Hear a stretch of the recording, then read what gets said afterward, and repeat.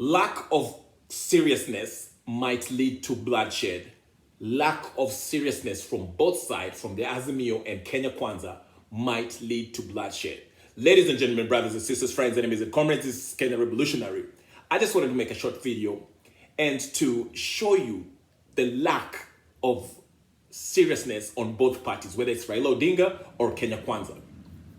Last week, after the Maandamano happened, the same evening, I think 6 or 5 people died and others also died in Sondu. But we saw a video of Raila Odinga actually dancing in the same evening after the news of those people who died in Maandamano, killed by the police. Some died in tribal clashes, while we saw Raila Odinga dancing in the evening. You know, he was celebrating, drinking beer, seemed kind of enjoying himself. I mean, how can somebody dance after something tragic happened in a Maandamano? Yes, he can claim that the police were using excessive force, but why? Why? You know, if I was leading a Maandamano, called people to Maandamano, and people lost their lives, the last thing that I would be doing is be somewhere partying and drinking beer.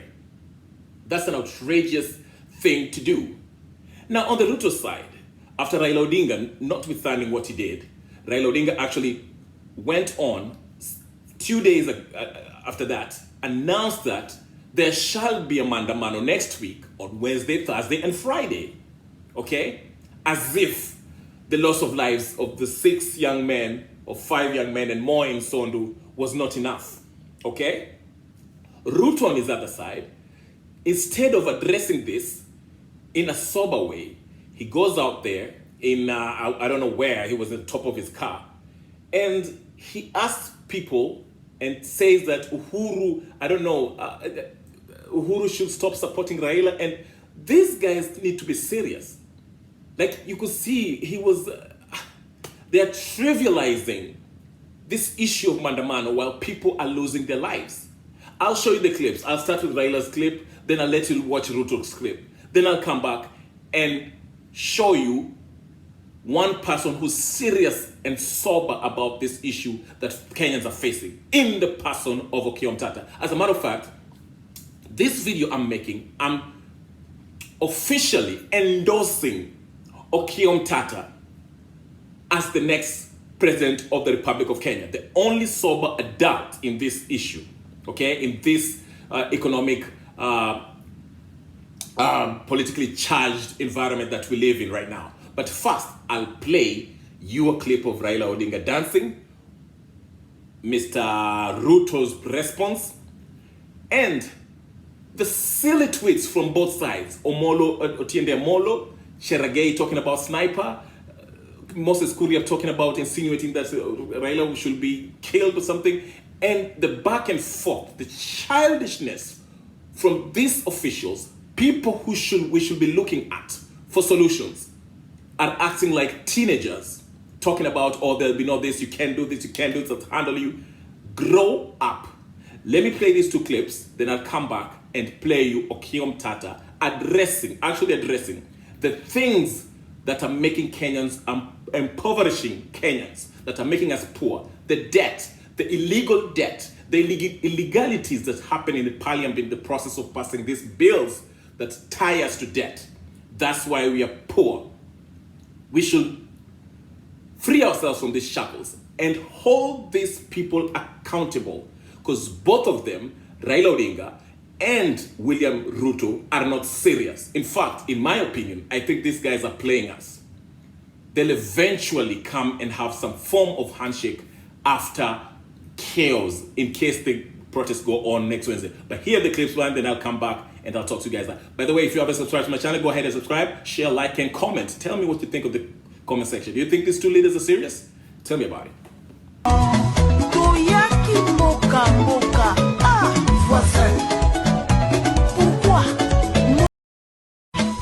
Big 4 yetu ikapotea.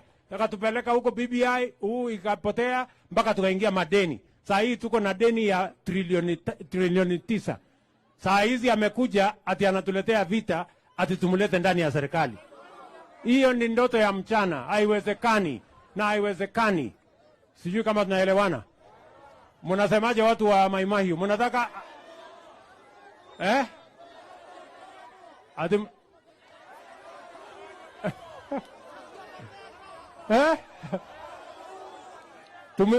tumpeleke Bondo?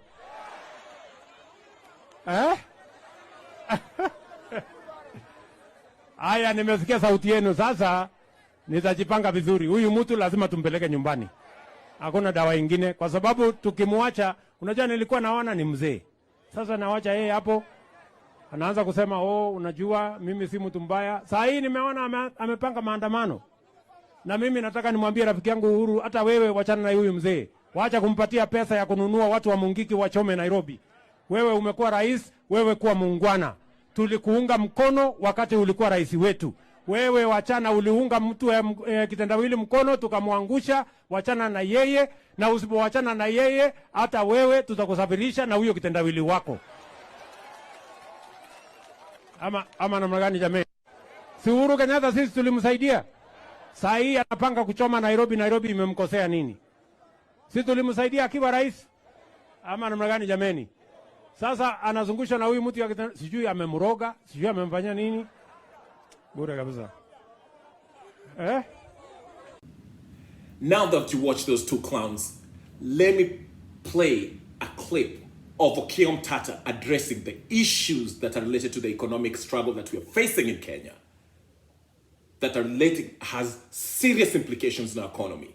That's debt and the taxes that are being levied against us, and the loans that are illegally being obtained by this current government and the previous governments. Take a look, and I will leave you with that. If you haven't subscribed again, subscribe, share, like, and comment. I'll talk to you guys later. My name is Kenya Bloodshed. Peace.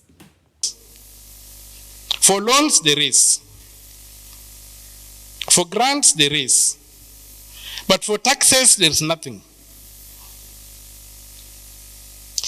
Now, they have come and go down the expenditure very clearly. I wrote to Parliament and told them, you guys, the National Assembly, under Uhuru Kenyatta, they decided to lock the Senate out of the budget process, which was wrong, and we are fighting to restore that.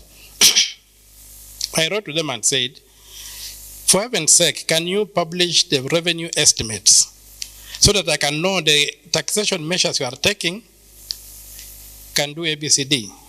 They did not. So we are now fighting, and we have reached where we are. And the likelihood, I don't see that thing surviving, because I'm training very heavy guns on it. I've done my research. And when we were in Busia, those who watched in Busia, in the church in Busia, when everybody was praising the president, when my chance came, I told the president, we are friends. But the Constitution is a greater friend to me. And I told the president, Your Excellency, there's no need for friends to fight. Go and withdraw those things and do the right thing. Instead, he came up and said, you people of Busia, tell your senator not to take me to court. They went ahead. They did what they did. I went to court. We are in a stalemate that could have been avoided. But I'm giving this narrative to say that to fight corruption, you have to be informed. You have to be informed in the power of information. And corruption in the public sector is the rule of law, not morality. Corruption in the private sector is for morality. Corruption in the public sector is the rule of law. We must know the law, and we must apply the law.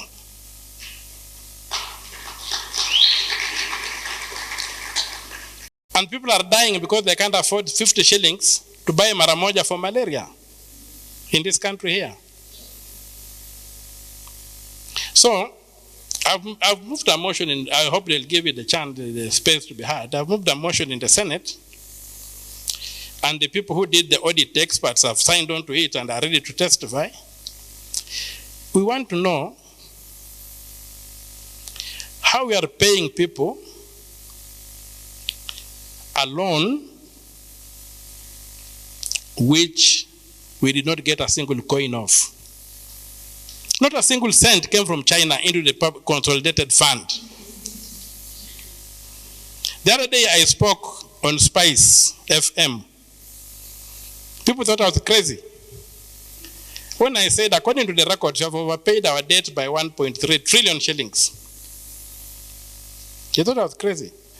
But if you are smart enough, you would have realized that I was not condemned by any authority. It is gospel truth. The other day, the Auditor General and the Control of Budget were before the National Assembly. And they both said they don't know. They have no record of the public debt. If you look at the central bank accounts, which are published on their website, for public debt repayment over the last 10 years, and you look at the purported debt we have borrowed, you'll find we have paid, plus the interest, we have repaid by 1.3 trillion shillings more. So money is leaving the central bank, and it's not going to pay debt, it's going into people's pockets. One of the issues I'm fighting right now, the finance bill, if you look at Article 220 of the Constitution, it defines the components of a budget. And broadly speaking, it requires that the national government must declare revenue estimates. You want to do ABC, where is the money? So if it says it's going to tax, we are going to impose VAT, we are going to add 8 more points, so raising it from 8 to 16%. What is the estimated revenue if you are going to raise by that? So that the Constitution requires that the revenue be declared in the budget. And so that you give revenue estimates, how it is, you have engineers, you have lawyers, you have architects, you have all these professionals. When a professional, when you go to a road and you find a pothole, a new road and it has a pothole, and it has got a certificate of completion to standards, the devil is not the politician. The politician signed nowhere. Even if the money ended up with him, he signed nowhere. It is the lawyer who dropped the contract, it's the engineer who certified the road, it's all those things that are happening to us.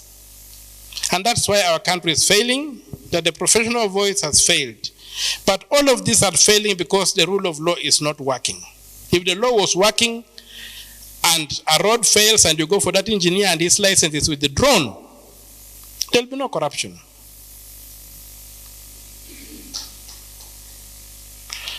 If a contract has been drawn that results in a country losing out,